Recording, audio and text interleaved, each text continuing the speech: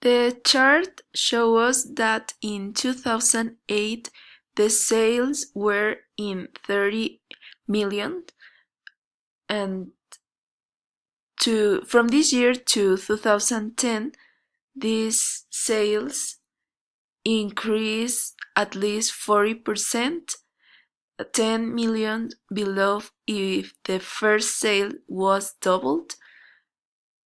And the following year, that is 2011, this money decreased 5 millions approximately. In the second chart, we can see that our main clients were people who were over 50 years, and the lastest were customers between 25 to 50 years.